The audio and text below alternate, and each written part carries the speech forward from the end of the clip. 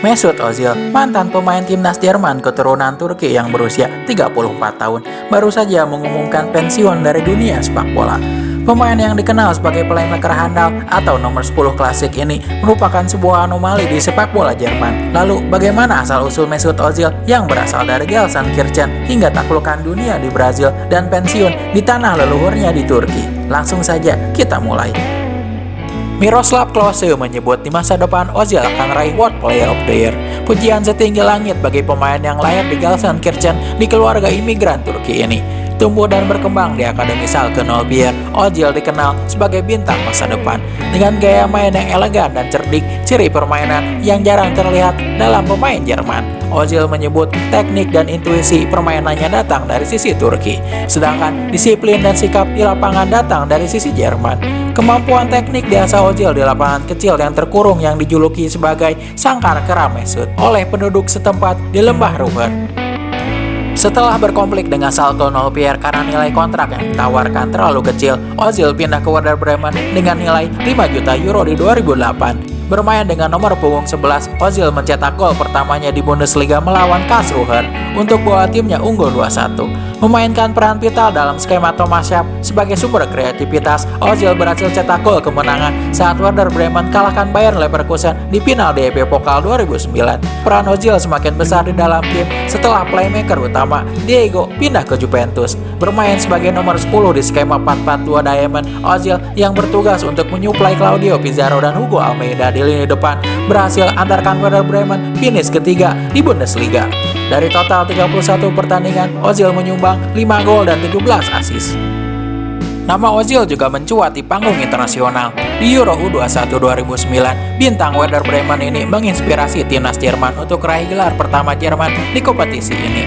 Di final, berhadapan dengan Inggris dengan Ozil sebagai playmaker, Jerman berhasil hajar Inggris dengan skor 4-0. Performa Ozil di final yang mencetak 1 gol dan 2 assist diganjar dengan gelar Man of the Match dan kokohkan posisinya sebagai bintang utama di generasi baru Jerman yang berisikan Sami Khedira, Mats Hummels, Manuel Neuer, dan Jerome Boateng. Pelatih tim U21 Jerman, Horst Rubesch, "Kami memiliki Messi kami sendiri, dan dia adalah Ozil."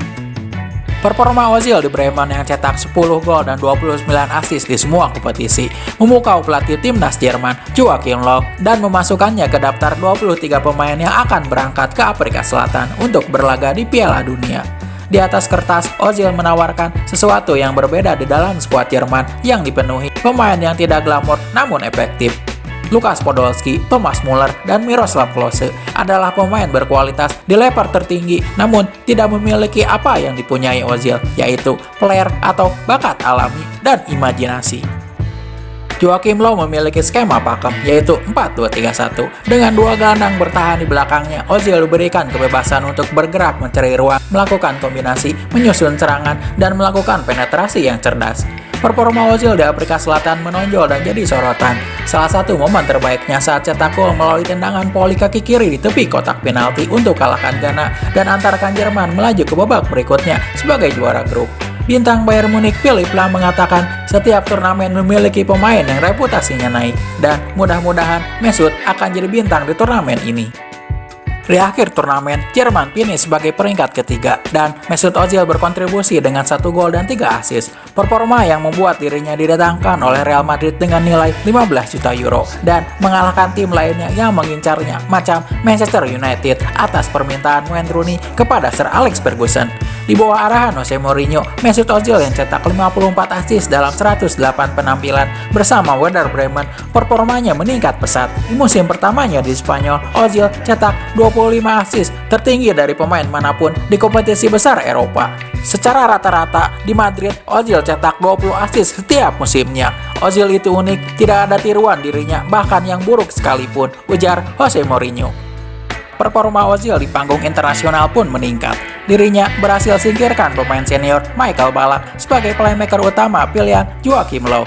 Di Euro 2012, Ozil berhasil cetak 3 assist, terbanyak di turnamen ini. Sayang, Jerman terhenti di babak semifinal. Ambisi untuk raih trofi di level internasional terpuaskan di 2014, meski terpaksa bermain sebagai sayap kiri setelah cederanya Marco Reus sebelum turnamen. Kurangnya kontribusi Ozil saat bertahan dikompensasi Joachim Löw dengan memainkan Benedikt Höwedes, seorang bek tengah, sebagai bek kiri. Ozil bermain di semua 7 pertandingan Jerman di Brasil, termasuk saat bantai tuan rumah dengan skor 7-1. Masa indah Ozil di Real Madrid berakhir di 2013. Kala itu, Madrid membutuhkan dana segar setelah habiskan 100 juta euro untuk datangkan Gareth Bale. Dan di musim yang sama, Madrid datangkan Isco dari Malaga yang bertipe sama dengan Ozil. Pelatih Real Madrid saat itu, Carlo Ancelotti, menyebut Ozil dan Isco harus belajar bertahan dan membantu tim temukan keseimbangan. Isco dapat beradaptasi, tetapi Ozil tidak.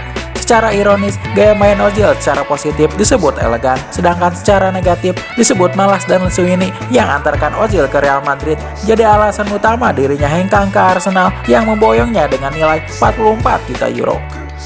Di London, Ozil nikmati masa indah di 4 musim pertama di Premier League.